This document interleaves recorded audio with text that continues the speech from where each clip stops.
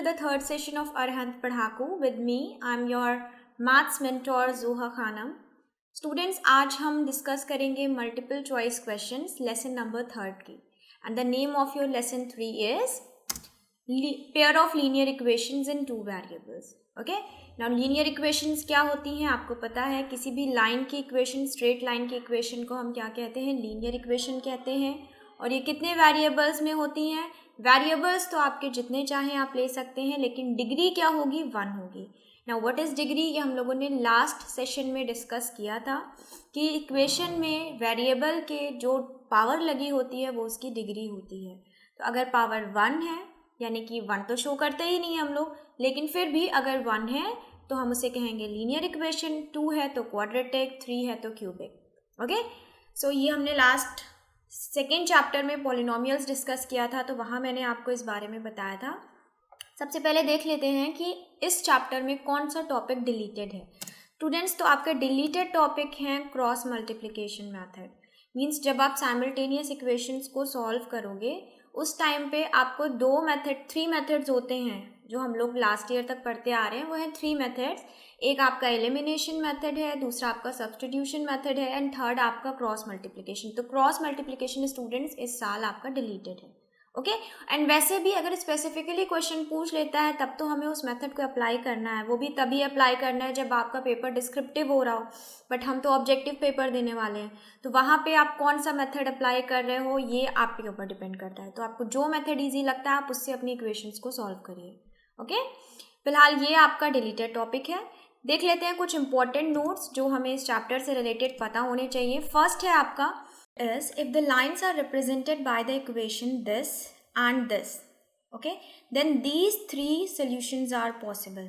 Okay, अब यहाँ पे आपको कैसे पता चलेगा कि हमारी लाइंस जो हैं ये दोनों इंटरसेक्ट करेंगी अगर हम इन्हें ग्राफ में रिप्रेजेंट करते हैं. तो देखिए, ये आपके ग्राफिकल रिप्रेजेंटेशन से रिलेटेड है और ये आपके सोल्यूशन से रिलेटेड है. ओके, यानी कि अगर ये इस तरीके की 2 लीनियर इक्वेशंस आपको गिवन हैं और आप उनका ग्राफ बनाते हैं तो कैसे पता चलेगा बिना बनाए कि ये लाइंस इंटरसेक्ट करेंगी या ये दोनों लाइंस पैरेलल होंगी या ये दोनों लाइंस कोइंसिडेंट होंगी. तो उसके लिए स्टूडेंट्स आपको कंडीशंस गिवन है. ठीक है, ये आपको याद रखनी पड़ेगी. यानी कि अगर A1, अब सिर्फ पहले हम x को कोफिशिएंट को ले लेते हैं. दोनों ही इक्वेशन में x के कोफिशिएंट क्या होगा, जो उसके साथ लगा हुआ नंबर होगा. तो अगर x के कोफिशिएंट का रेशियो बराबर नहीं है y के कोफिशिएंट के रेशियो से तो हम कहेंगे तब ये लाइंस क्या हैं, इंटरसेक्टिंग है.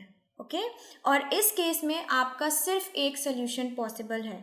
जाहिर है अगर 2 लाइंस इंटरसेक्ट कर रही हैं तो सिर्फ एक ही तो ये पॉइंट होगा जहाँ पे आपको सोल्यूशन मिलेगा.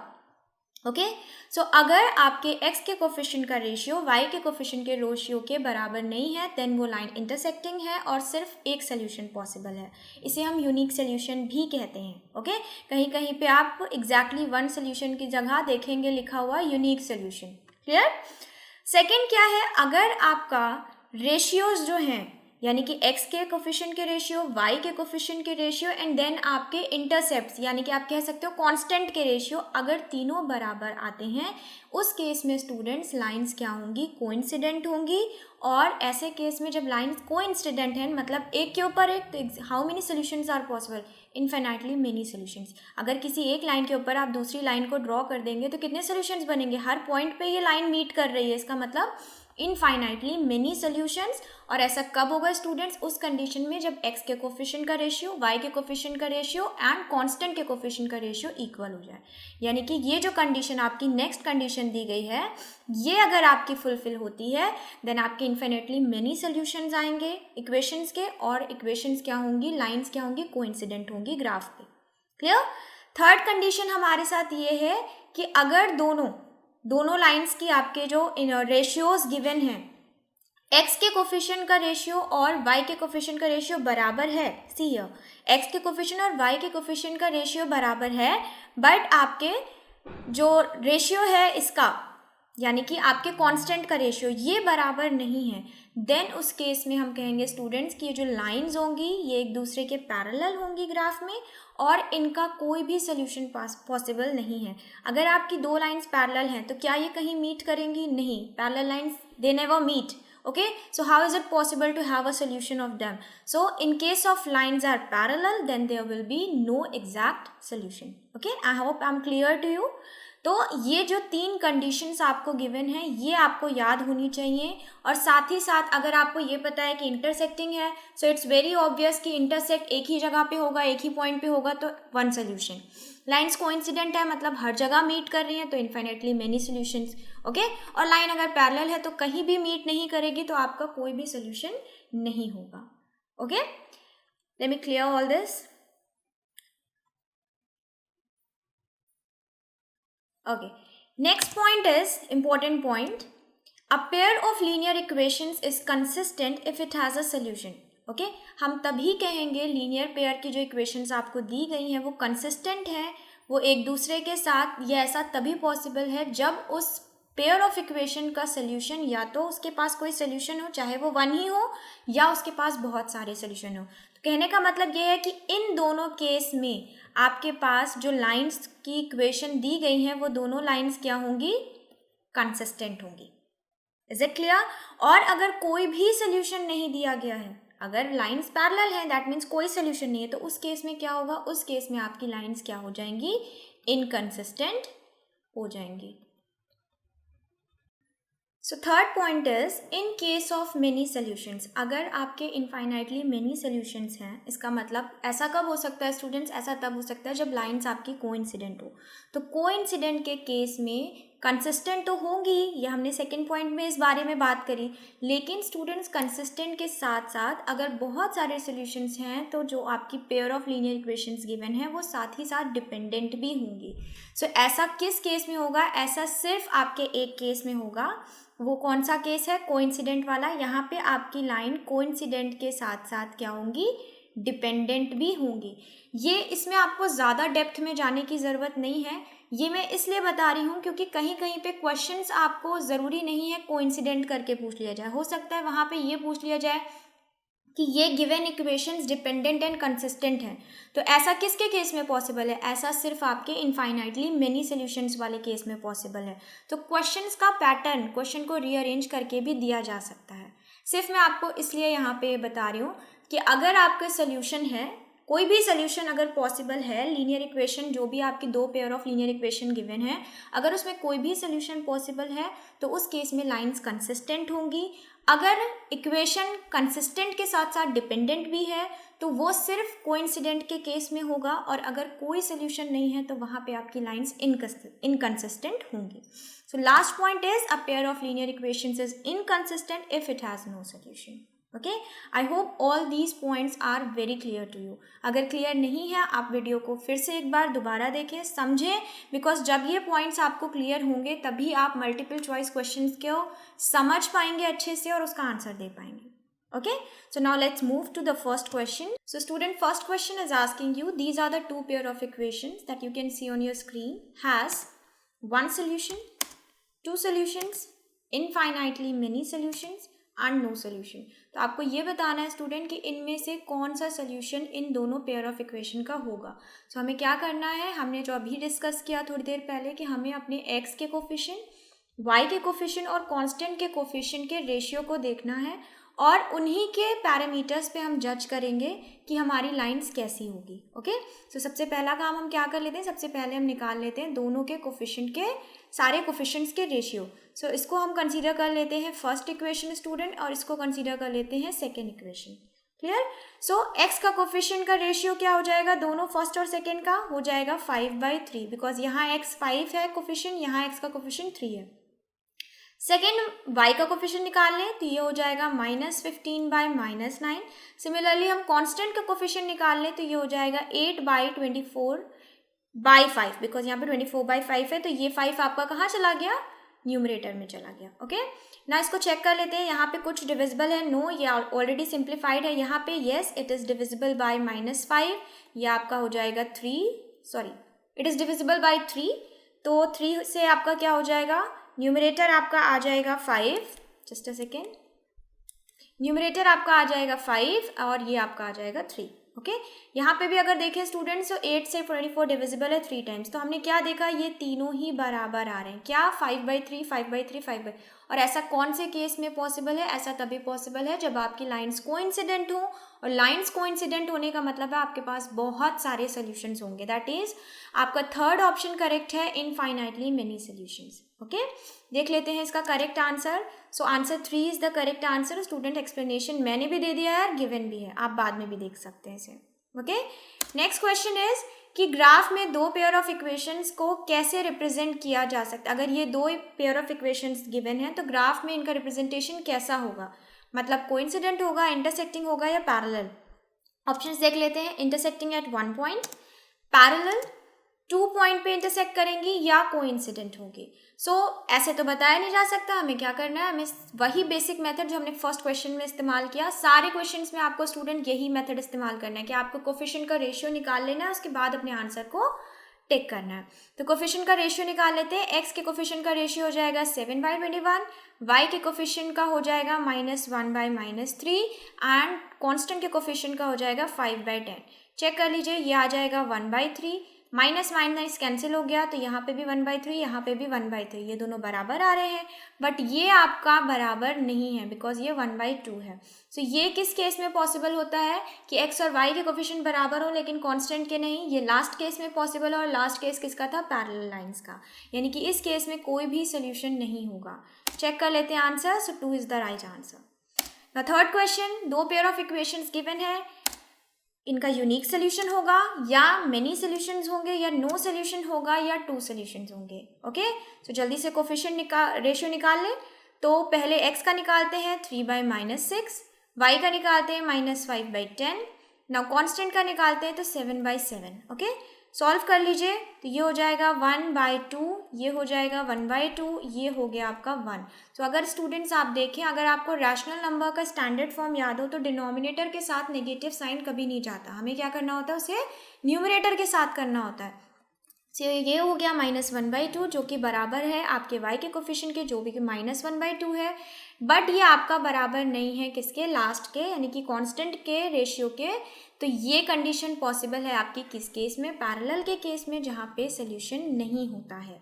सो option number 3 is right. Yes, option number 3 is right.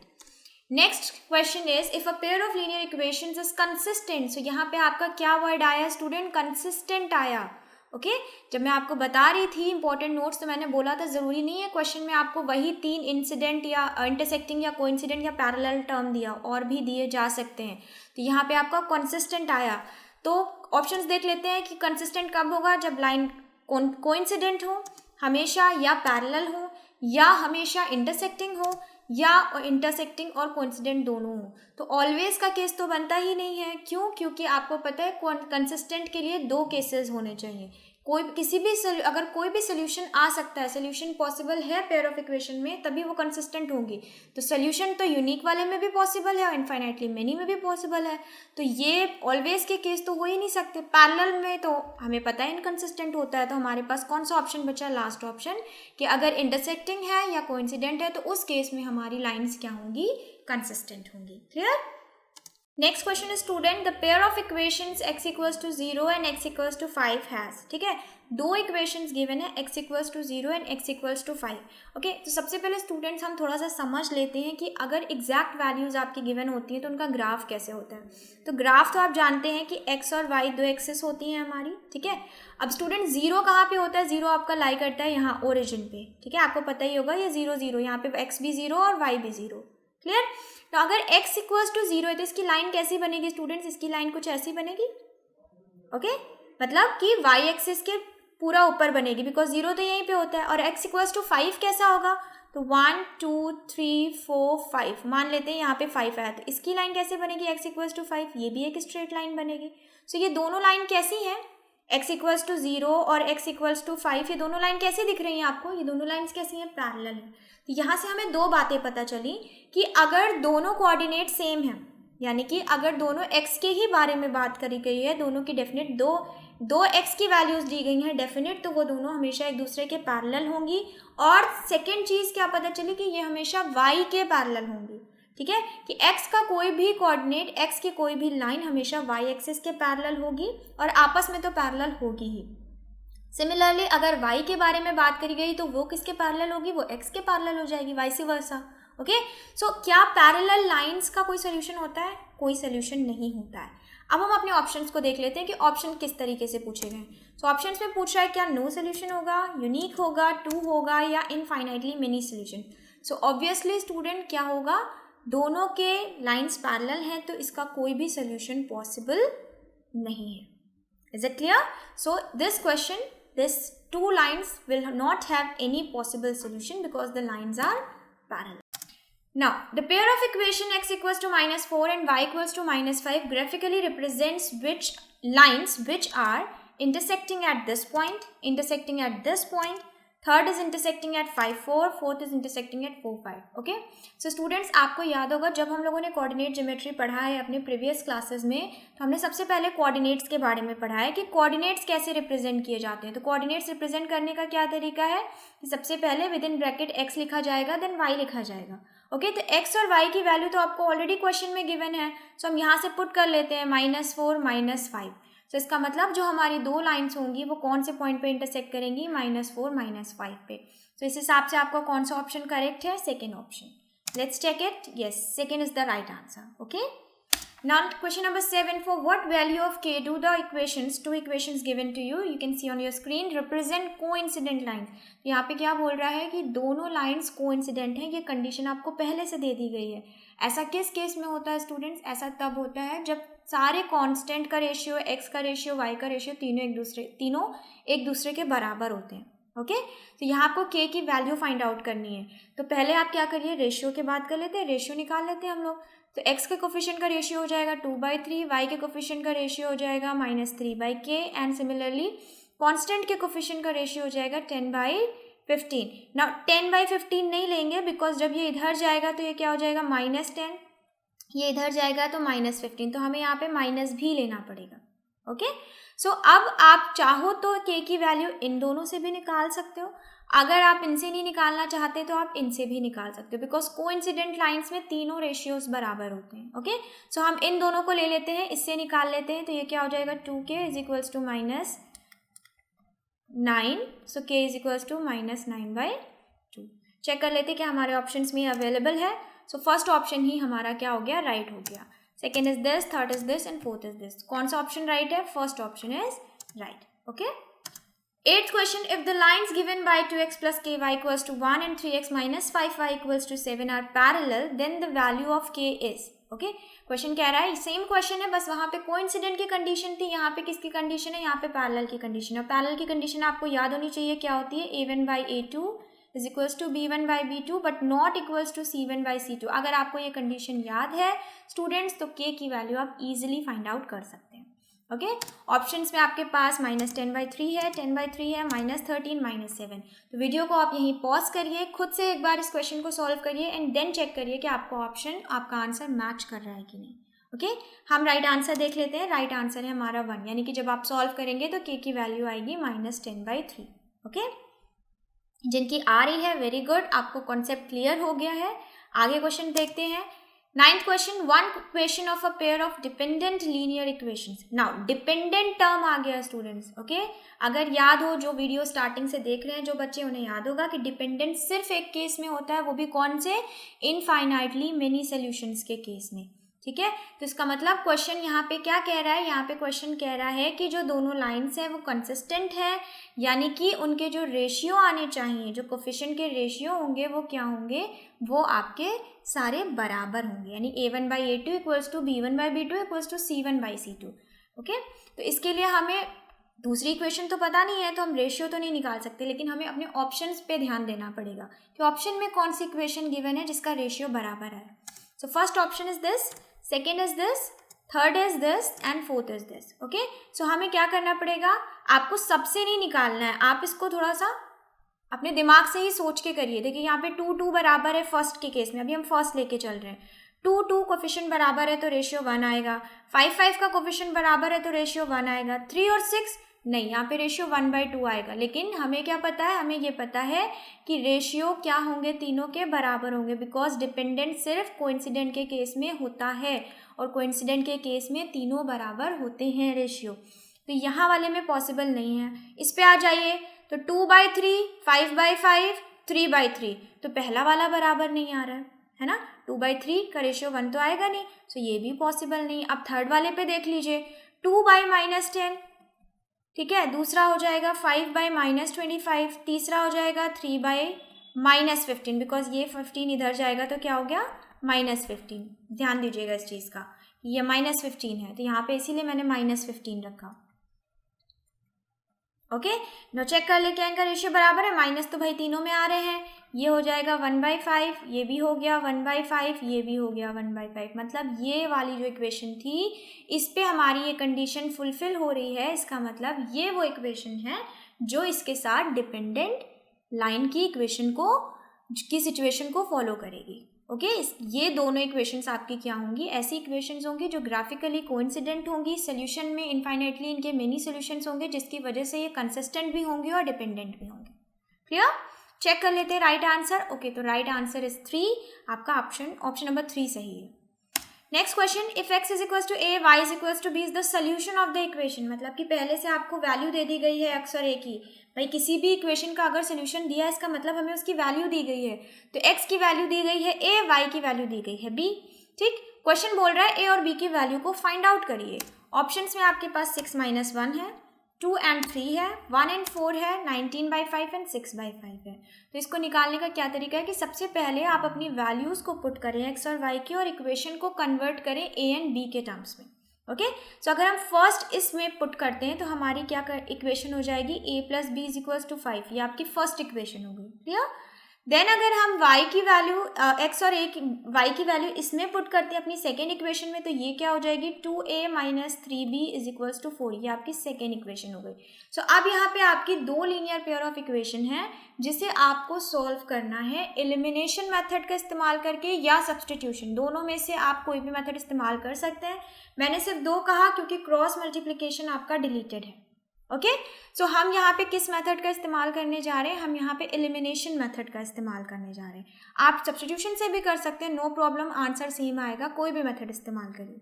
Okay, so elimination में आप क्या करेंगे, पहले आप फर्स्ट इक्वेशन लेंगे और उसमें से किसी एक टर्म्स में दूसरे को कन्वर्ट कर लेंगे। लाइक अगर मैंने इस इक्वेशन को लिया तो मैंने यहाँ से a की वैल्यू निकाल ली 5 - b। ओके, सो ये आपकी इक्वेशन हो गई थर्ड। अब इस थर्ड इक्वेशन को हम कहाँ पुट कर देंगे, we will put this third equation in second. ठीक है, सेकेंड में आपने a की वैल्यू को रख दिया 5 - b - 3b = 4। Let's quickly solve it, this is 4, so ये हो जाएगा 10 - 2b - 3b, just a second, -3b = 4। Okay, so ये हो गया आपका 10, उधर जाएगा तो क्या हो जाएगा, यहाँ आपका -5b, या इधर जाने पे हो जाएगा -6, बिकॉज 4 - 10 इज -6। b की वैल्यू आ गई तो आप बहुत इजीली इस b की वैल्यू को कहाँ पुट करेंगे, इक्वेशन थर्ड में पुट करेंगे, और यहाँ से आपकी a की वैल्यू आ जाएगी 5 - 6/5।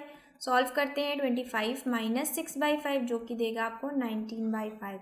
यानी कौन सा ऑप्शन सही है, fourth option is the right answer. Let's check the answer. Yes student, option number 4 is right. Clear?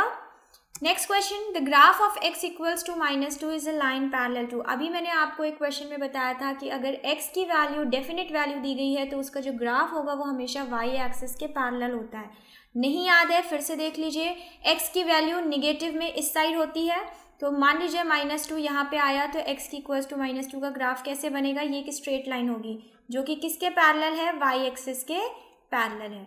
सो ये हमेशा कंडीशन है कि अगर x की आप लाइन ड्रॉ कर रहे हो, x की किसी डेफिनेट वैल्यू पे लाइन ड्रॉ कर रहे हो तो हमेशा y के पैरेलल आएगी। ऑप्शन में देख लेते हैं, x axis y, both x and y, none of this, तो x तो हो ही नहीं सकता, बोथ तो हो ही नहीं सकता, तो इसका मतलब second option, none of this का कोई चांस नहीं, बिकॉज लाइन तो फॉर्म होगी ही होगी, ऐसा तो हो ही नहीं सकता कि लाइन नहीं फॉर्म हो, तो second option is right. So second is right answer. Next question, the graph of y = 5 is a line parallel to. Same question, just उल्टा, अगर x के लाइन ड्रॉ करेंगे y के पैरेलल है तो y की लाइन ड्रॉ करने पे किसके पैरेलल आएगी, x के पैरेलल आएगी। So the right option is the first one only, but let's see all options. Y, both, and none of these. So you know which option is right? First is right. Now move to the next question, 13. If in the equation x plus 2y by 10, 2y is equals to 10, the value of y is given to you, that is x. Okay, see this, आपको x 6 दे दिया गया है कि y की जो value है वो क्या है, डेफिनेट है, 6 है, तो x की वैल्यू क्या होगी. So it's a very simple and easy question. आपको इस इक्वेशन में क्या करना है, y की जगह पे x को पुट करना है एंड आपको y की जगह पे 6 को पुट करना है एंड आपको x की वैल्यू मिल जाएगी. चेक कर लेते हैं जल्दी से. 2 multiply by 6 is equals to 10. So x plus 12 is equals to 10. तो यहाँ से आपको क्या मिल गया, यहाँ से आपको मिल गया x is equals to -2. Check करते हैं ऑप्शन. फर्स्ट ऑप्शन ही सही है स्टूडेंट, तो ये आपका राइट आंसर हो गया. 1 is right option. Now question number 14. The graph of the equation 2x plus 3y is equals to 5. आपको एक इक्वेशन का ग्राफ दिया है जो कि कैसा होगा. क्वेश्चन आपसे ये पूछ रहा है, क्या एक वर्टिकल लाइन होगी इसका ग्राफ, क्या एक स्ट्रेट लाइन होगी, क्या हॉरिजॉन्टल होगी, या कोई भी लाइन नहीं होगी. सो मैंने अभी बताया कि अगर इक्वेशन है तो लाइन तो बनेगी, तो नन ऑफ दीज का तो चांस ही नहीं है. लाइन तो डेफिनेट है बनना. But students, linear equation, linear हम क्यों कहते हैं, आपने पढ़ा होगा, चाहे आपने फिजिक्स पढ़ा हो चाहे मैथ्स में पढ़ा हो, लीनियर टर्म हम तभी इस्तेमाल करते हैं जब हम कहते हैं कि कोई चीज़ स्ट्रेट मूव कर रही है. ओके, सो लीनियर के लिए हमेशा क्या यूज़ होगा, स्ट्रेट लाइन. लाइन को हमें स्ट्रेट बताना है, वर्टिकल हॉरिजॉन्टल हम नहीं कह सकते कि ग्राफ की लाइन वर्टिकल बनेगी या हॉरिजॉन्टल, तो वो कंडीशंस नहीं हो सकती. लीनियर है तो कैसी लाइन बनेगी, स्ट्रेट लाइन बनेगी. This is definite. Okay, so option number 2 is right. Let's check. Yes, 2 is the right answer. Next question. The value of k for which this 2 equations has a non zero solution. Non zero solution का मतलब, no solution किस case में आता है students, parallel के case में. तो non zero का मतलब कोई ना कोई सोल्यूशन तो है. तो इसका मतलब लाइन कोइंसिडेंट भी हो सकती है और इसका मतलब लाइन कैसी हो सकती है, इंटरसेक्टिंग भी हो सकती है. ओके, सो आपको वैल्यू क्या निकालनी है, k की वैल्यू निकालनी है. आप क्या करेंगे, अगर आप देखेंगे कोइंसिडेंट और इंटरसेक्टिंग की कंडीशन अगर याद हो स्टूडेंट्स, तो इंटरसेक्टिंग की कंडीशन क्या है, जस्ट अ सेकेंड. इंटरसेक्टिंग की कंडीशन ये है कि a1 by a2 is equals to b1 by b2. Okay, और कोइंसिडेंट की कंडीशन क्या है, कोइंसिडेंट की कंडीशन है a1 by a2 is equals to b1 by b2 is equals to c1 by c2. ठीक, तो दोनों कंडीशंस में क्या कुछ कॉमन है. यस, कॉमन क्या है कि x और y के जो रेशियो होंगे, ये दोनों चीज़ क्या है, कॉमन है. ये दोनों के केस में ही राइट होंगे. तो नॉन जीरो का मतलब क्या होता है, नॉन जीरो का मतलब कि इंटरसेक्टिंग भी हो सकती है, कोइंसिडेंट. सो हमें यहाँ पे क्या करना है, हमें स्टूडेंट यहाँ पे कोफिशिएंट की वैल्यूज पुट करनी है. तो पुट करके देख लीजिए, a1 बाई e2 हो जाएगा आपका 3 by k, b1 by b2 हो जाएगा 5 बाई 10, और यहीं से हमें अपनी k की वैल्यू मिल जाएगी. सो आपका आंसर क्या हो गया, 5k is equals to 30, k is equals to 6. Okay, let's check the option. First is 6, second 0, third is 2 and fourth option is 5. So first ही हमें मिल गया यहाँ पे राइट ऑप्शन. चेक कर लेते हैं. Yes, first is the right option. Now question number 16 is, यहाँ पे आपको क्या फाइंड आउट करनी है, value of k infinitely many solution की कंडीशन दी है. ये कब होती है स्टूडेंट, ये होती है कोइंसिडेंट के केस में. कोइंसिडेंट के केस में होता क्या है, कोइंसिडेंट के केस में तीनों रेशियो बराबर होते हैं. तो बस आपको तीनों रेशियो को क्या करना है, एक दूसरे के बराबर रखना है और वहाँ से k की वैल्यू को फाइंड आउट करना है. It's easy question. हाँ, थोड़ा सा लेंदी हो सकता है, तो आप वीडियो को पहले पॉज करिए. ठीक है, ऑप्शंस देख लीजिए, 2, 3, 4 एंड 5. तो ये ऑप्शन है, वीडियो को पॉज करिए, पहले क्वेश्चन को सॉल्व करिए, उसके बाद अपने राइट आंसर को चेक करिएगा. ओके, मैं आंसर दिखा देती हूँ, आप वीडियो पॉज करके पहले क्वेश्चन को सॉल्व करिए. सो राइट ऑप्शन इज 1. ओके, करना कैसे है मैंने आपको बता दिया है, सिर्फ आपको रेशियो को सॉल्व करना है. चलिए मैं आपको रेशियो भी लिख के दिखा देती हूँ, आप बस उसे सॉल्व कर लीजिए. अगर x कोफिशिएंट की बात करें तो ये हो जाएगा 1 बाई k प्लस 1. y के कोफिशिएंट की बात करें तो k plus 1 by 9. And constant के कोफिशिएंट के रेशियो की बात करें तो 5/8k माइनस 1. तो आप चाहे इन दोनों को ले लीजिए या फिर इन दोनों को ले लीजिए, दोनों में से किसी को भी लेके k की वैल्यू को इजीली कैलकुलेट किया जा सकता है. Is it clear? क्वाड्रेटिक बनेगी, क्वाड्रेटिक सॉल्व करना आपको आता है. Now next question is question number 17. The father's age is 6 times his son's age. Okay, father की एज सन की एज से 6 टाइम्स यानी 6 गुना बड़ी है. 4 साल बाद जो फादर की एज हो जाती है वो सन की एज के 4 गुना हो जाती है, 4 साल बाद. Okay, the present ages of the son and the father are respectively 4 and 24, 5 and 30, 6 and 36 and 3 and 24. ये आपके कंडीशंस, ये आपके ऑप्शंस गिवन है. इसको आपको कैसे सॉल्व करना पड़ेगा स्टूडेंट्स? इसको आपको कैसे बनाना है? पहले तो आप इक्वेशन बनाएंगे, देन इस इक्वेशन को सॉल्व करेंगे, उसके बाद ही कहीं आपका आंसर आएगा. सो देख लेते हैं किसके बारे में बात करी गई है. फादर के बारे में बात करी गई है एंड सन के बारे में बात करी गई है. तो फादर की एज मान लीजिए, सबसे पहले लेट कर लीजिए कि x है, एंड सन की एज लेट कर लीजिए क्या है, y है.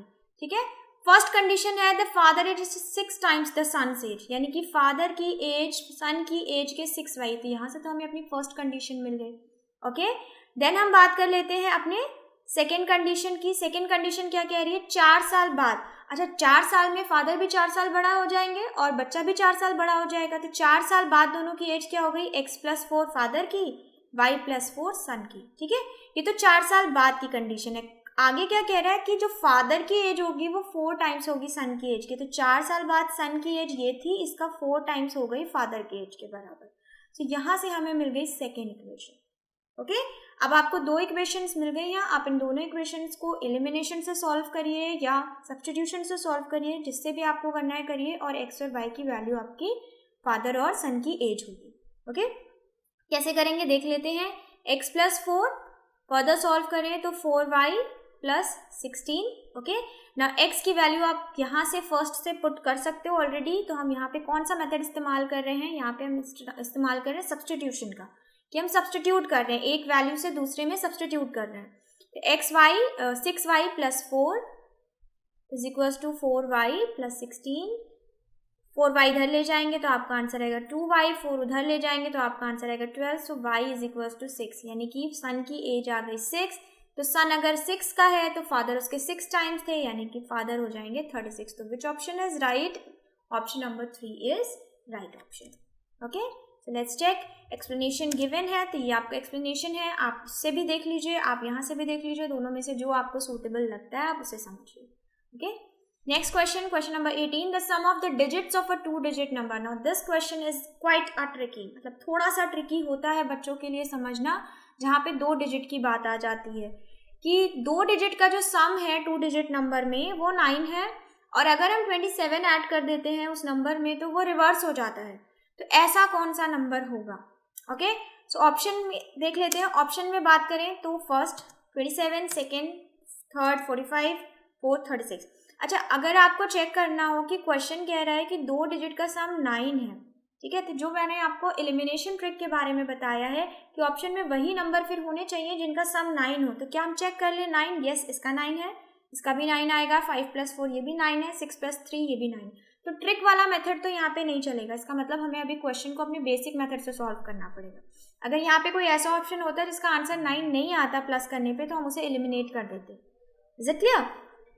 सो अब हम क्या करेंगे? अब हम यहाँ पे सबसे पहले हमजा, अरे मम्मी पागल हो क्या? तो सबसे पहले हमें क्या करना होगा? सबसे पहले हम यहाँ पे क्या करेंगे? सबसे पहले हम लेट करेंगे कि हमारा 2 डिजिट का नंबर क्या होगा. सो लेट कर लीजिए कि let 2 digit number be 10x plus y. ना आपके दिमाग में एक क्वेश्चन होगा कि हमेशा 10x plus y ही क्यों लेट किया जाता है. तो इसका रीजन ये है स्टूडेंट कि कोई भी आप 2 डिजिट नंबर ले लीजिए, ठीक है. मान लीजिए हमने नंबर ले लिया 72, ये एक 2 डिजिट नंबर है. अगर हम इसको एक्सपैंड करें तो कैसे करेंगे? 70 + 2. और अगर हम इसको फर्दर एक्सपैंड करें तो हम इसे क्या लिख सकते हैं? 7 + 10, 7 × 10 + 2.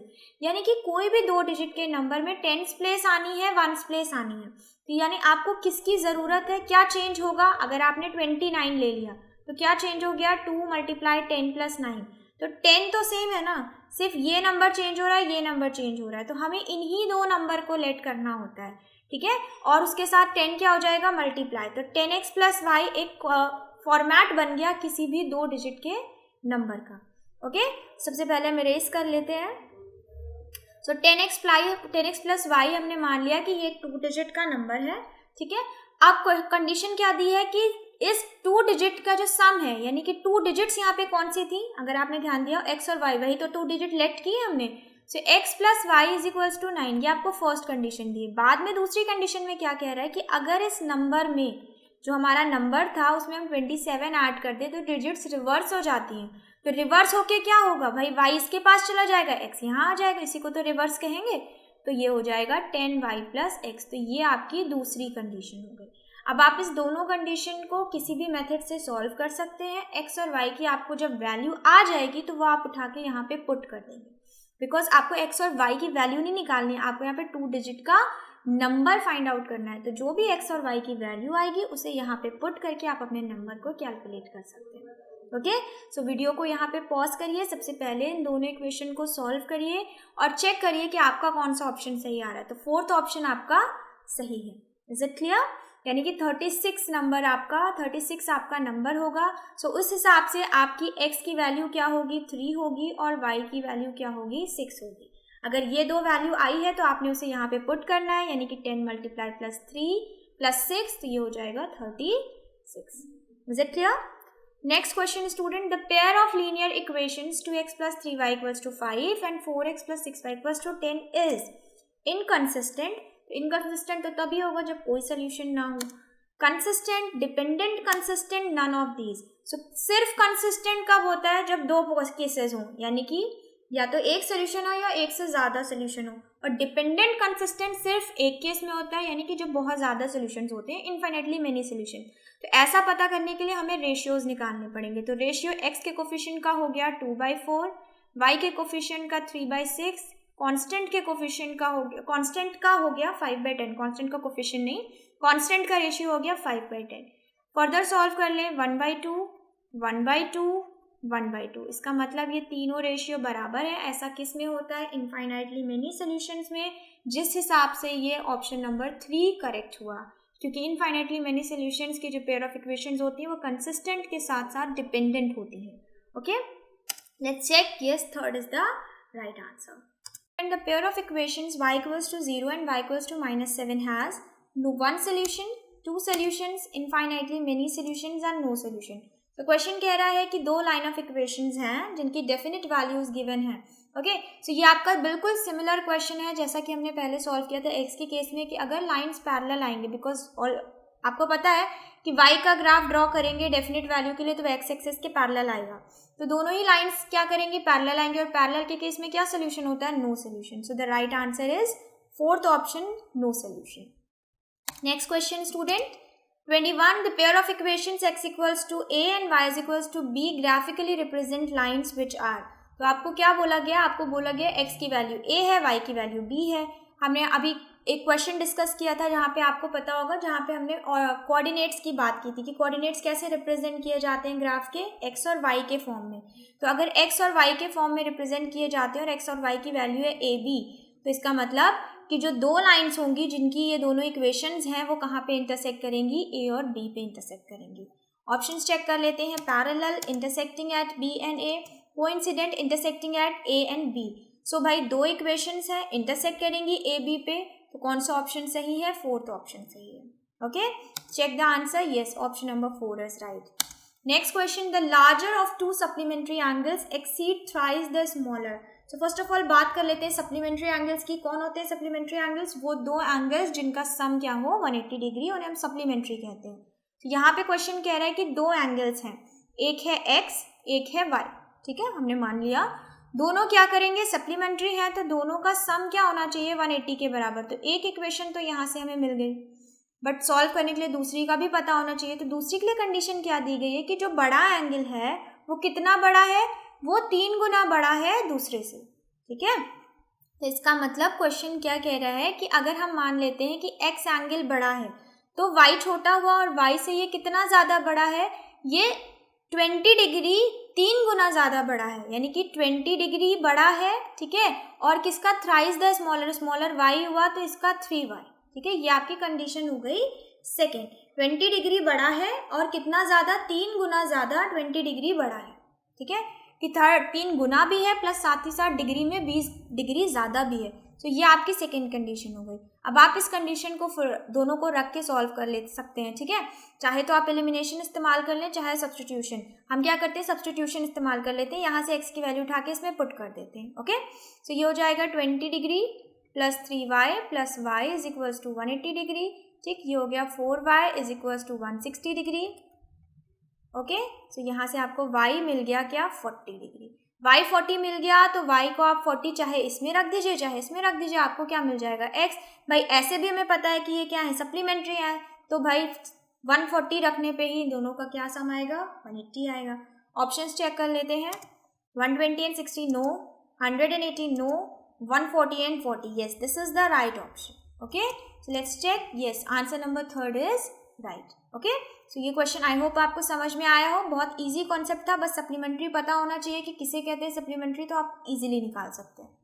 नेक्स्ट क्वेश्चन स्टूडेंट, x की वैल्यू है a, y की वैल्यू है b, दो पेयर ऑफ इक्वेशंस गिवन है, तो a और b की वैल्यू क्या होगी। इस सिमिलर क्वेश्चन मैं आपको अभी सॉल्व करवा चुकी हूँ, सेम उसी पैटर्न पे ये क्वेश्चन है। आपको क्या करना है, x और y की जगह a b रखना है, इस इक्वेशन में भी a b रखना है, बिकॉज ये सोल्यूशन है उस इक्वेशन के a और b।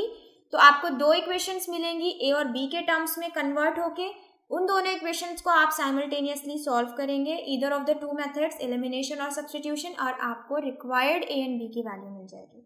Okay, so same question है, पहले जाइए वीडियो पॉज करिए, इस क्वेश्चन को सॉल्व करिए, उसके बाद नेक्स्ट क्वेश्चन पे मूव करिएगा।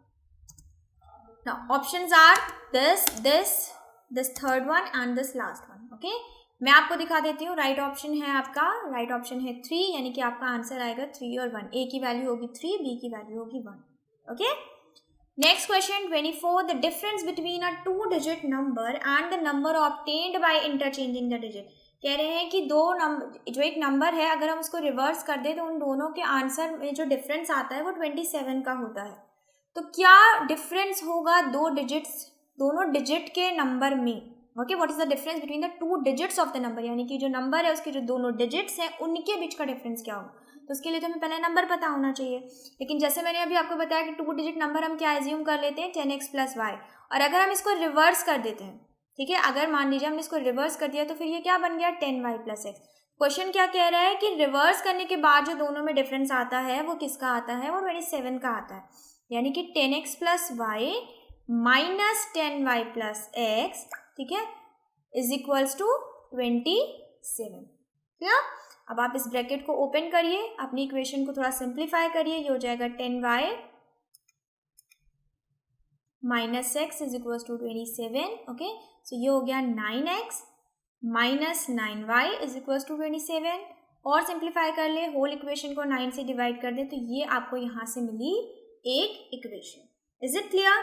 और क्वेश्चन क्या कह रहा है, क्या कोई दूसरी कंडीशन गिवन है, what is the difference between the 2 digits of the number. नहीं, कोई कंडीशन गिवन नहीं है, क्वेश्चन ने सिर्फ इतना पूछा दोनों डिजिट के बीच का डिफरेंस। तो भाई यहाँ से तो हमें मिल गया ना दोनों डिजिट के बीच का डिफरेंस, कि भाई x और y तो 2 डिजिट थी, उनके बीच का डिफरेंस क्या आ रहा है, 3 आ रहा है। इसका मतलब हमें इसको फर्दर सॉल्व करने की जरूरत नहीं, क्योंकि हमसे नंबर नहीं पूछा गया, हमसे सिर्फ पूछा गया डिजिट का डिफरेंस, जो हमें यहीं से मिल गया। ओके, इसीलिए आप देखिए क्वेश्चन में आपको कोई दूसरी कंडीशन गिवन नहीं है सॉल्व करने के लिए। चेक कर लेते हैं answer, 9 no, second is 6 no, third is 12 so no, fourth is 3, यानी कि हमारा फोर्थ ऑप्शन करेक्ट ऑप्शन है। Clear, let's check it, yes option number 4 is right.